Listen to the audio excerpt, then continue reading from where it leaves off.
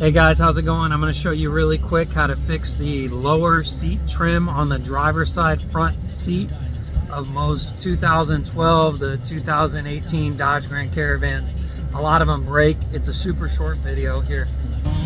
You can see where these break, these tabs over time from you getting in and out, they just wear down and snap.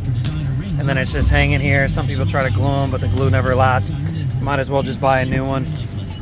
Here's a Dorman part number right here, 924438. It's a Dorman brand.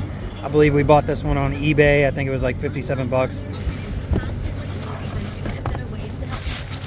When you get it, it's just all one piece right here. As you can see, it's not going to include the buttons. We're going to reuse the old ones, or the trim piece right here. You're going to start by prying these clips off. This one you can see was already broken hanging down here. You're going to reuse that clip there. When you're prying this one, this little side piece, just be careful because we're going to reuse it. There's a little clip up here at the top. There's one at the bottom. It's best to start on the side, pry out. Then there's another few at the top here. And then it just lifts out. There you go. You're going to see several connectors back here. What you're going to do is take your flathead. You're going to pry on the edges of the connectors here and pull the whole piece out. I'll show you really quick. This one, it was mainly prying on the front and the back to pop it out. That's what it looks like. It's just one piece. You're going to snap that in your new one. Then go on to the next one here. Same thing, just very carefully pry on these around the sides and pull out and push in.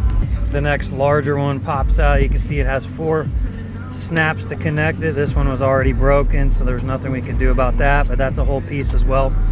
Now that should free your hole in there, as long as these clips were out. If they weren't, you're going to want to pop them. Next, after you've got this trim removed, these buttons here removed, you can see all that's out. You're gonna go, there is a T20 right up there. You see that? You're gonna take that one out. As you can see, it just lifts all out. You can see here, you might want to clean up before you start putting the new one back in. Do a quick side-by-side. This is the old one here. This is the new one. You want to make sure everything's the same when you order it.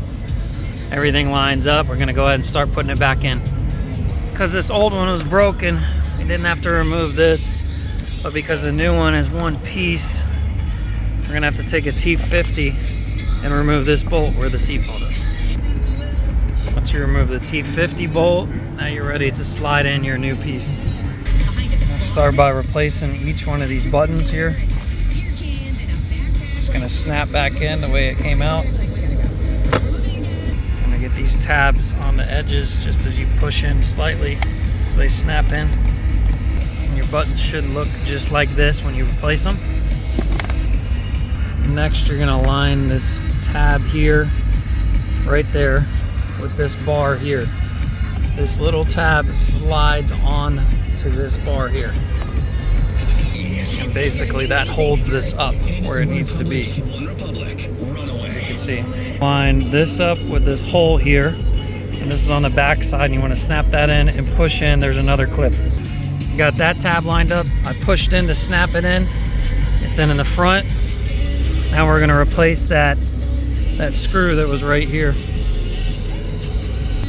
Next step is to replace this bolt right here, that T50. You want to make sure that this is torqued correctly all the way in to where it's flush, because this is obviously your seatbelt for safety. Next, you slide this trim piece in here. You're going to line all the clips up. See these upper clips? Push it in. After it's snapped in flush, you're done. It's brand new. Great job.